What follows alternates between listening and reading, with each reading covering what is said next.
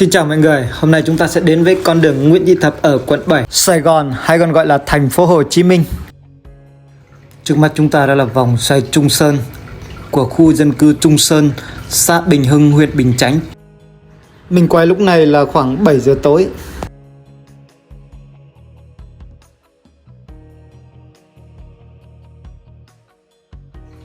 Còn đây là cầu Him Lam, có chiều dài là 514 m, nối từ khu dân cư Trung Sơn sang phường Tân Hưng, quận 7. Và đây là điểm bắt đầu của con đường Nguyễn Thị Thập, được lấy tên từ một nhà anh hùng cách mạng nữ Việt Nam. Bà tên thật là Nguyễn Thị Tốt, sinh năm 1908, mất năm 1996. Gia chủ đầu tư là công ty cổ phần Him Lam. Chiếc cầu được xây mới năm 2012 để kết nối giao thông giữa quận 7, Nhà Bè với huyện Bình Chánh cũng như quận 8 trở nên dễ dàng. Cầu có bề ngang 30 m, gồm 4 làn xe, có thể chịu tải lên tới 30 tấn. Rạch Ông là một kênh lớn, vậy nên khi xây dựng thì ngoài việc đảm bảo được giao thông đường bộ thì phải đảm bảo được giao thông đường thủy.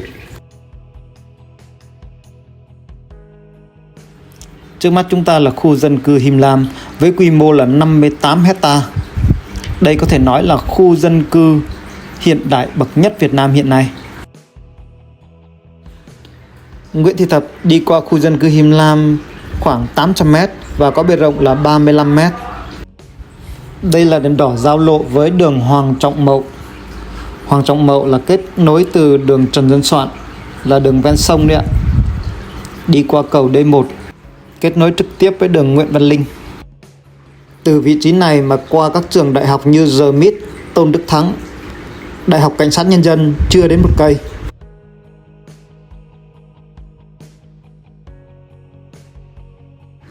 Bên tay phải chúng ta nhìn thấy đây là nhà phố có diện tích là 5 x 10.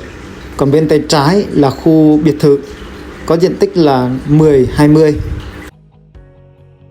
Khu dân cư Him Lam thì đều được xây dựng đồng bộ là 5 tầng. Và tất cả khi mà xây dựng phần thô thì mới được cấp sổ nha mọi người, kể cả đến bây giờ.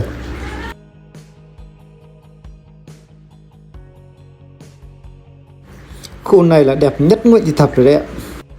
Mặt tiền Nguyễn Thị Thập đoạn này thì tính khoảng 350 triệu một mét vuông. Khu vực này toàn tập trung những thương hiệu lớn, từ các ngân hàng cho đến nha khoa, thẩm mỹ. Hai bên là 2 tòa Sunrise.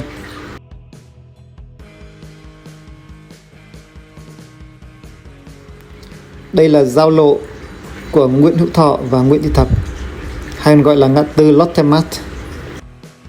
Rẽ trái thì chúng ta đi qua quận 4 vào các quận trung tâm, còn rẽ phải thì chúng ta đi Nhà Bè, Nguyễn Văn Linh hay là đi Phú Mỹ Hưng nha mọi người.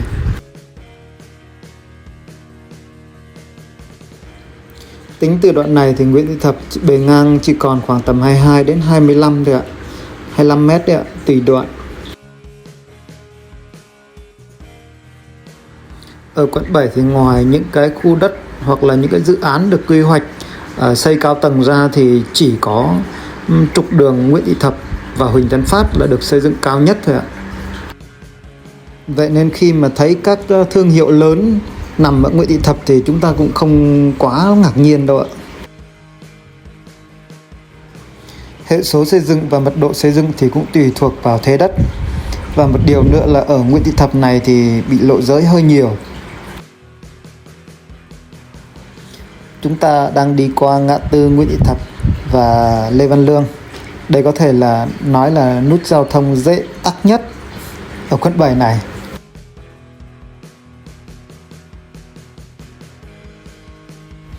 Tính từ ngã tư Lê Văn Lương thì bên tay phải của chúng ta đó là phường Tân Phong, còn bên tay trái là phường Tân Quy. Ở hai cái phường này thì quy hoạch chắc là khoảng lên tới 90% đã là đường số và đường nhựa rồi ạ.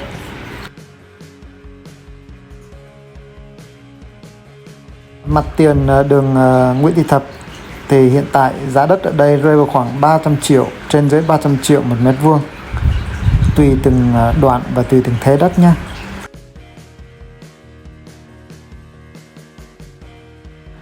Như một vài video trước mình có nói ấy, thì ở đây là giá cả rất là cao, trên dưới 300 triệu. Tuy nhiên là dòng tiền không được tốt lắm, nó chỉ rơi khoảng tầm 2-3%. Nếu mà chỉ đơn thuần là kinh doanh mặt bằng, tức là cho thuê cửa hàng cửa hiệu hoặc là mở công ty đấy ạ, thì chỉ được như vậy thôi. Ở trên con đường Nguyễn Thị Thập này thì các chủ của bất động sản khi mà người ta muốn cho thuê mặt bằng thì gần như là người ta sẽ dán số trực tiếp trên cửa chứ không cần qua môi giới. Nên là ai mà muốn thuê mặt bằng ở đây thì mình cứ chạy qua chạy lại, rồi thấy số thì mình gọi. Ví dụ như nếu mà ở đây một căn nhà mà ngang 4, ngang 5, dài 20 thì giá thuê rơi vào khoảng tầm 4 đến 60 triệu, tính riêng phần mặt tiền.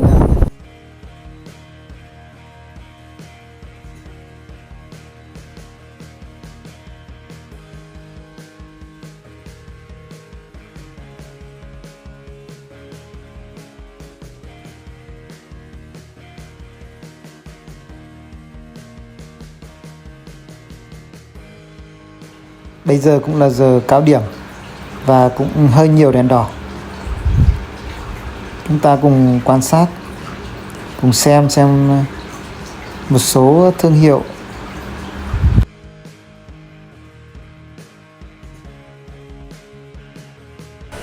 Nhiều người thắc mắc là Nguyễn Thị Thập là có ngập không? Xin thưa là Nguyễn Thị Thập là nếu như mà vào những thời điểm mà chiều cường mà kết hợp với mưa lớn là có ngập, đặc biệt là tháng 9, tháng 10 âm. Nếu tính ra thì một năm chắc là ngập khoảng tầm 5 ngày. Mỗi ngày sẽ kéo dài khoảng tầm 3 tiếng đồng hồ.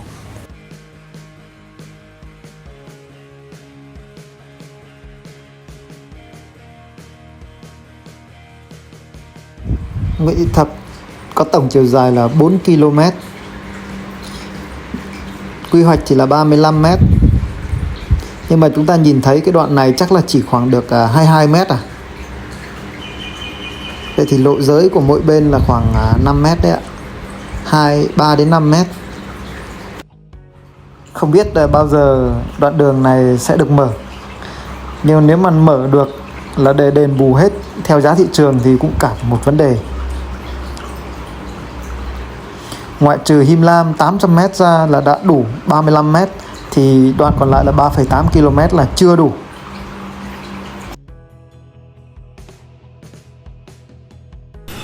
Nguyễn Thị Thập thì có 2 đoạn là dễ ngập nhất, đó là đoạn ngã ba Mai Văn Vĩnh đằng trước đấy ạ, và một đoạn nữa là ngã tư Lê Văn Lương.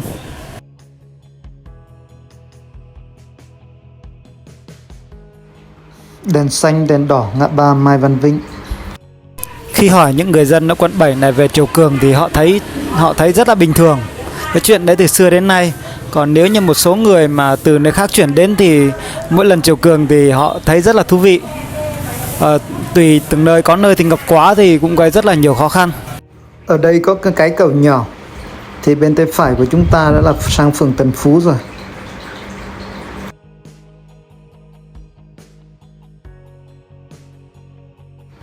Đèn xanh đèn đỏ Lâm Văn Bền.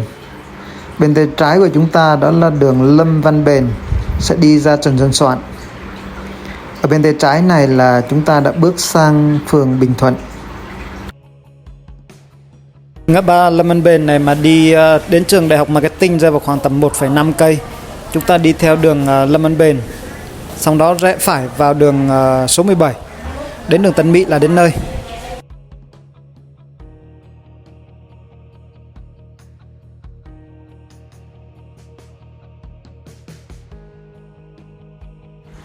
Đây là đèn xanh đèn đỏ đường Tân Mỹ. Nếu rẽ phải thì chúng ta sẽ đi Phú Mỹ Hưng. Đường Tân Mỹ thì dài có 400 m thôi, nhưng đây có thể nói là con đường đắt nhất luôn. Có cái chợ Tân Mỹ được gọi là chợ truyền thống lớn nhất của quận 7. Đi vào trong này có đường số 1 đấy ạ, là đường bán hàng tươi sống, đặc biệt là hải sản rất nhiều. Hết đường Tân Mỹ, đầu đường Nguyễn Lương Bằng thì sẽ có 2 cái bệnh viện, đó là bệnh viện Tim Tâm Đức và bệnh viện Việt Pháp.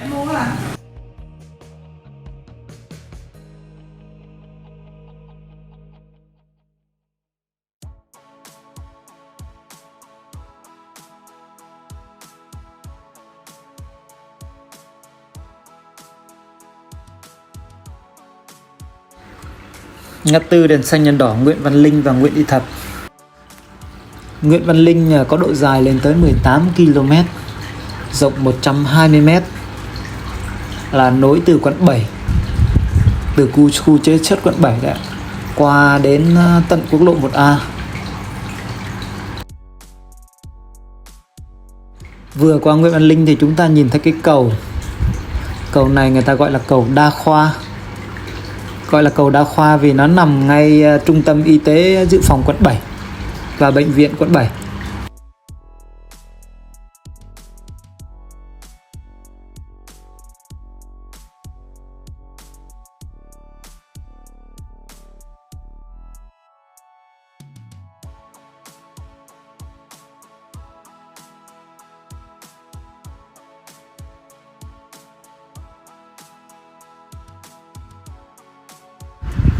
Đây là trung tâm y tế quận 7 này. Còn phía trên này đó là bệnh viện đa khoa quận 7.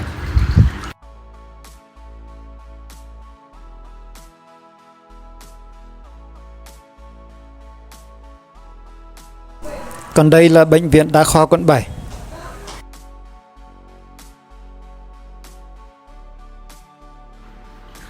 Bên tay phải của chúng ta đó là siêu thị Go.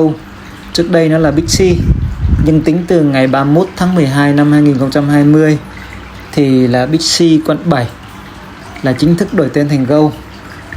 Nói chung là Go hay là Bixi thì vẫn là thuộc tập đoàn bán lẻ của Thái Lan. Rẽ phải chúng ta sẽ vào khu Cityland này. Bên tay trái của chúng ta là chung cư The Golden Tower.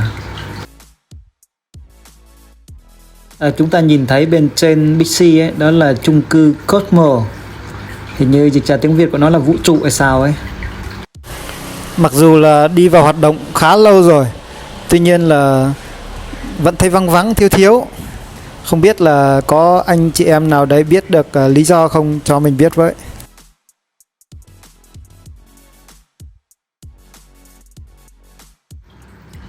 Trước mắt chúng ta đó là chân cầu. Con cầu có trị giá 2.076 tỷ đồng, được khởi công năm 2005 và hoàn thành năm 2009, nối từ quận 7 sang quận 2, bây giờ là thành phố Thủ Đức. Và cắt ngang với con đường Nguyễn Thị Thập của chúng ta đó là đường Huỳnh Tân Phát, đi sang kia là Nguyễn Văn Quỳ. Mình vừa giới thiệu sơ bộ một chút về đường Nguyễn Thị Thập ở quận 7. Và bây giờ đoạn sau ấy thì video sẽ quay vào ban ngày để chúng ta quan sát rõ hơn.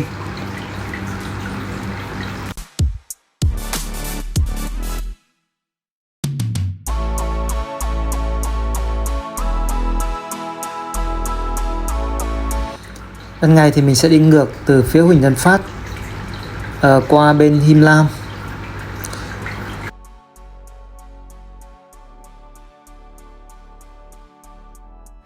Mình xin nhắc lại một chút về giá bất động sản trên con đường Nguyễn Thị Thập.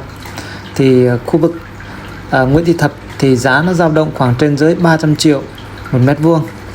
Ở Him Lam thì khoảng 350 triệu một mét vuông.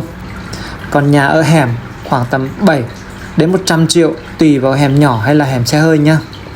Còn đường số nếu như là phường Bình Thuận thì rơi khoảng tầm 90-100 triệu. Đường Tân Phú khoảng 130 triệu đến 150 triệu. Còn những đường nào trục đường buôn bán thì có thể lên tới 200-250 triệu một mét vuông. Tân Quy cũng khoảng 130 triệu đến 150 triệu một mét vuông. Còn Tân Phong, khu Tân Quy Đông thì rơi vào khoảng tầm 180 đến 200 triệu. Còn như đường số 65 đường Tân Phong ấy thì cái đường đó là đường 25m thì nó rơi vào khoảng 250 triệu một mét vuông. Mọi người xem video và nghe nhạc vui vẻ nhé. Mình giới thiệu cơ bản như vậy thôi. Còn nếu như mà ai quan tâm thì cứ liên hệ với số điện thoại mình để trên màn hình.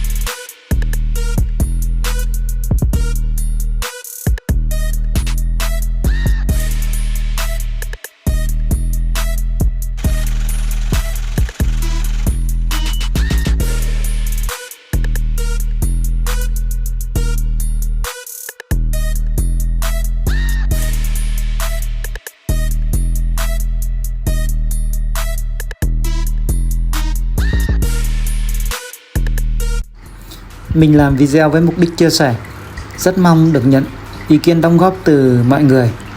Xin cảm ơn mọi người đã xem video. Xin chào và hẹn gặp lại.